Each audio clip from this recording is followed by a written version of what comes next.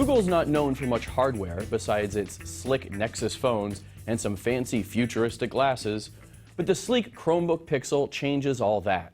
Hi, I'm Seth Rosenblatt for CNET, and in this first look we're taking a quick tour of Google's first laptop made without a manufacturing partner. The result is not unlike Microsoft's Surface, a sharp, sexy device with some unique features and a ridiculously high price point. And boy, do I mean high. Let's just get the facts out of the way. The Pixel runs on a dual-core 1.8 GHz Intel Core i5 processor with integrated Intel HD 4000 graphics and 4 gigs of memory. That's a huge step up for Chromebook power, although not super high-end either. Speaking of graphics, the screen on this thing is slightly bonkers. It sports a 3:2 ratio for easier vertical scrolling. The touchscreen clocks in at 239 pixels per inch, edging past the 13-inch MacBook Pro's 227 ppi Retina display. Google crammed 2 microphones, an HD camera, and a light detector above the screen.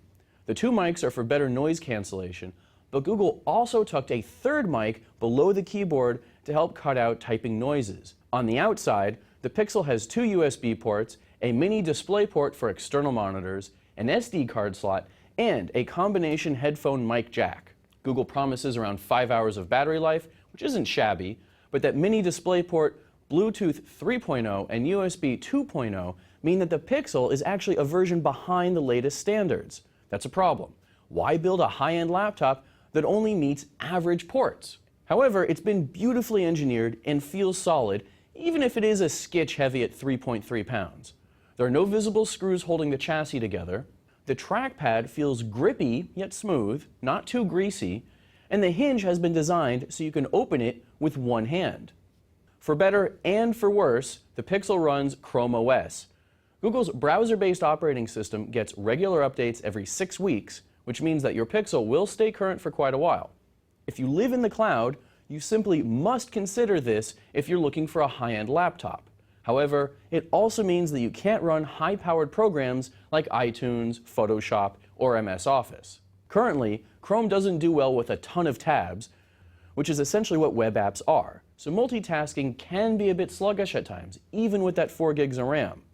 On the other hand, Google is giving everybody who buys a Pixel 1 terabyte of cloud storage for 3 years, and if you splurge on the Verizon LTE version that's expected in early April, you'll get practically always-on connectivity. And I do mean splurge.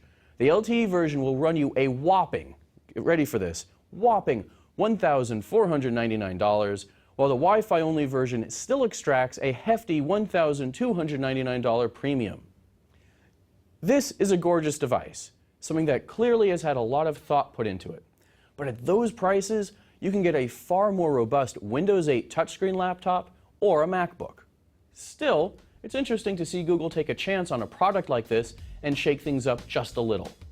I don't think they've nailed it quite yet, but they're getting close. For CNET, I'm Seth Rosenblatt.